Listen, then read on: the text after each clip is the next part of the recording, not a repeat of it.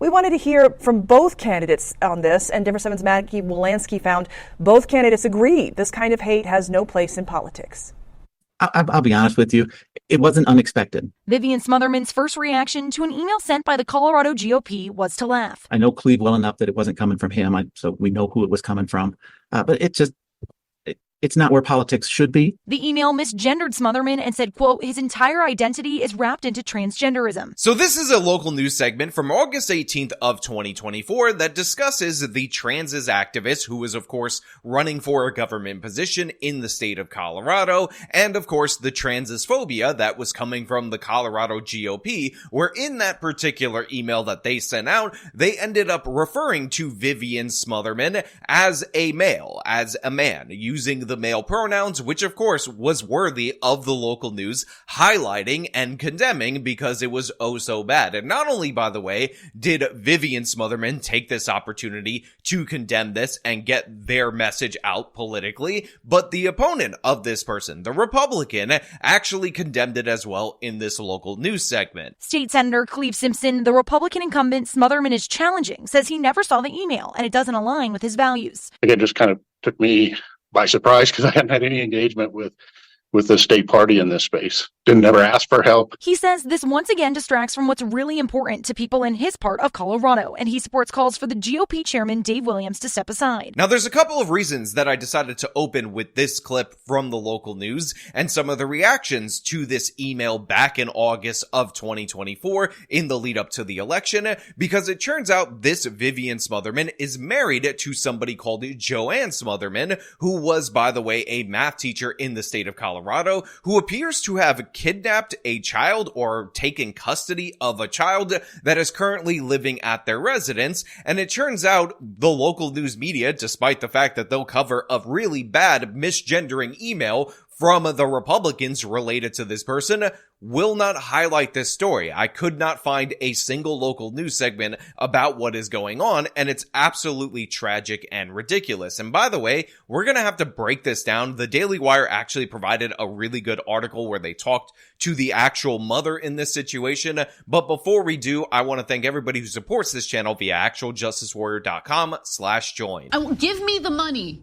Give me the money. Okay. So the headline says, LGBT activist teacher and trans husband house minor teen girl in Colorado against the mom's wishes. And then we have a subheadline that appears to be a quote from the mother that says, quote, I just can't stress to you enough how floored I am that this woman has gotten away with what she has. Now, this is a story that we are told often never happens. It involves our paranoia about the activist wing of public school teachers. And honestly, you should just shut up with your LGBTQSSII phobia, because this kind of case just never breaks down. But it appears that this is an example of one of these cases. So of course it involves a 17-year-old girl who apparently is now currently identifying as a male, who for some reason is being allowed to live with a teacher that was at the public school and this transes activist, former candidate for public office, even though the mother, who is an adult and is around and should have custody over her own child, wants the police to get her out of this particular area. But it appears that this teacher has coached up this 17-year-old girl who has a myriad of mental issues in such a way to say all the things, according to the police, that would basically prohibit the mother from taking back custody over her child. Now, let me break this down, how all this happened, because it is fascinating, but also incredibly terrifying. Joanne Smotherman, a former math teacher at Durango High School, took the teen, one of her then students, into her Durango home in December when the girl left home after a fight with her mother. Joanne is married to Vivian Smotherman, who we talked about in the open was running for the Colorado State Senate. The teen's mother, Cynthia Stein, has gone to the Smotherman's home and attempted unsuccessfully to take back her daughter. She even called the police, but police officers who responded to the scene said that they would not force the teen to go home, according to the police report and body cam footage of the incident obtained by the Daily Wire. The situation is the culmination of months of outside influences on the vulnerable teen, her mother told the Daily Wire. Now, for whatever reason, the footage is not being placed in this particular article by the Daily Wire, despite the fact that they claim to have this footage, which I find to be annoying. But you can go to this Twitter thread that is linked in this article and see still images and whatnot. And if I find the footage after I end up filming this video, I might do a note while I'm editing, or if I find it even later, I will link it in the description if it becomes publicly available. Not sure why this footage isn't viewable for all of us, because it should be a matter of public record. If the Daily Wire has obtained it, we should be able to see it. But the fact is, you have a situation where a girl, a minor, although she is 17, is being allowed to live with strangers. I know one of them was her public school teacher, but these are effectively strangers, a government employee, a former government employee, because apparently she doesn't work at that school anymore, based on the fact that she wills that she will live there, and the parent appears to have no rights at all whatsoever. Now, here's where things get really troubling. The 17-year-old girl has identified as a boy since the fall and now uses a unisex name. She has been diagnosed with autism, ADHD, and eating disorder, depression, and anxiety, according to the medical records that were provided by the mother. So just think about how wild this is. You have a child that has severe mental distress. By the way, one of the reasons why the police wouldn't remove the child from the strangers' homes and return her to the custody of her mother, who should have legal rights to custody of this particular child, is because they said, oh, well, she didn't appear to be in mental distress, therefore we're not going to intervene. But we have medical records to show that this is somebody who has severe mental issues. And again, this person started identifying as a transis in the fall of 2024, and by December, the beginning of winter of 2024, she was already living with these teachers, and apparently in such a way that they cannot remove her from this environment, because apparently this 17-year-old girl has every right to shack up with strangers and buck her parents, which again is kind of absurd. Now at school, the teen was seeing a counselor, of course without the mother's knowledge, who advised the girl to terminate parental notification and encourage her to participate in the LGBT support groups, according to the mother. Now, if you ever wondered why states like the state of Florida have these laws about informing the parent about what's going on with their child's life when they are in school, this should answer your question right here. Here you have a counselor that, again, the mother had no idea her daughter was seeing, giving her advice on what kind of activism she should participate in, on how she should go to all these different various LGBT support groups, and in addition to that, she advises this 17-year-old girl, who again is in a vulnerable position, who has all these pre-existing medical issues that are diagnosed and backed up by medical records, to conceal this from the parents and essentially agree to terminate any notification requirements for her mother so that she doesn't know what is going on. So essentially, the school, which again is funded by our tax dollars, is laying the groundwork in order to remove this child, this mentally distressed child, from the custody of her parent. And by the way,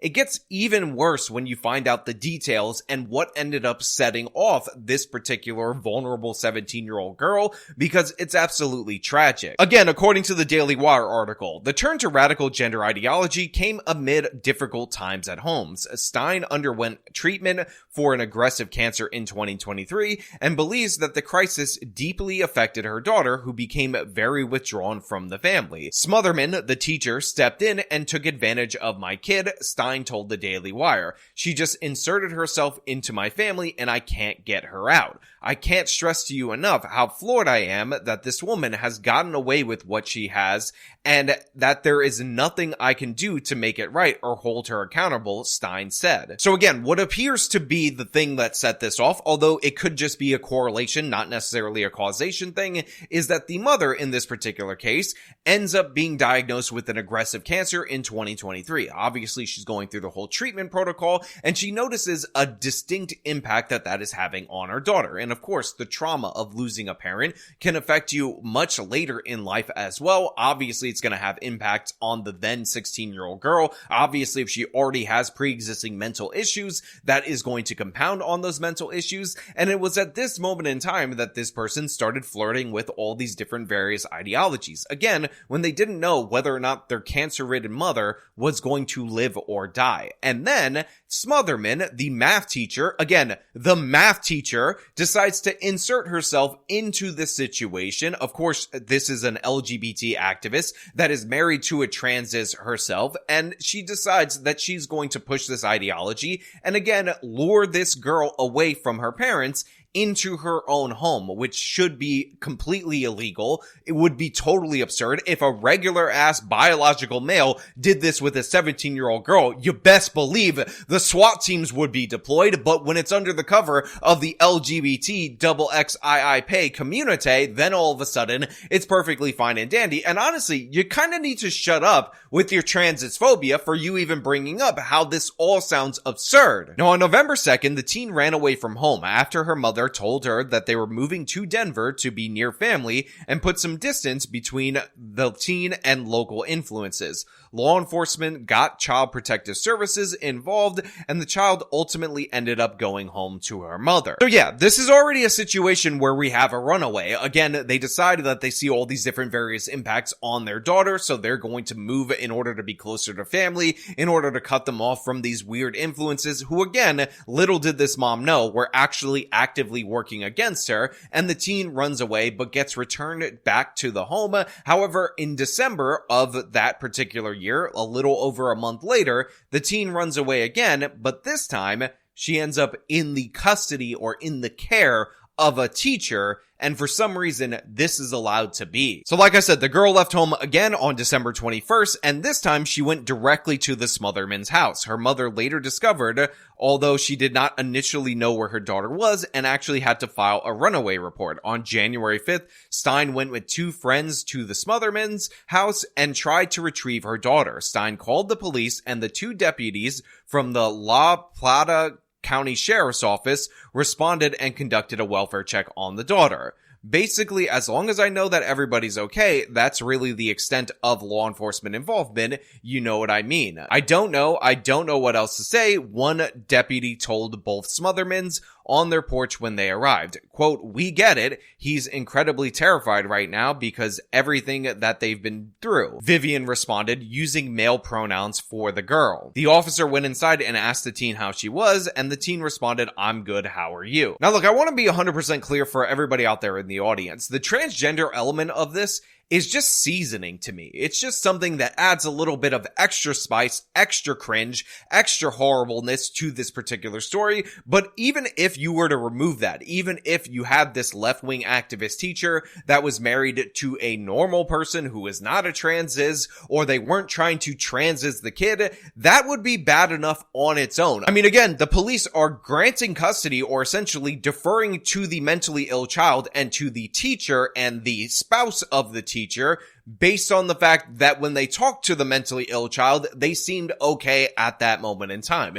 It's absolutely absurd. And I understand that eventually this child is going to turn 18. And at that point in time, she will be able to make decisions on her own. But the fact is, she's not 18 right now. If you called Child Protective Services when this was a runaway situation a month prior, then you should be able to, remove her from the custody of these strangers at this moment in time. Now, to be clear, even though I view the LGBT element as seasoning, like additional flavor to this particular story, in reality, I cannot help but think that the police department is deferring to these strangers based on the fact that they are pushing that agenda as well. And for whatever reason, they don't want to do what's right and remove this child from the custody of these strangers because they're worried about being perceived as transphobic. And oh my God, it would be so sad. So it's absolutely sickening to me that the mother is trying to get their mentally distressed child, and you have these strangers, again, one of them was trying to run for state senate, presupposing that they know more about the child than her, and then trying to label them with these male pronouns that, again, appear to be something that they've handed down to them, and has led to additional bad outcomes like this runaway syndrome, and of course, additional bad precedent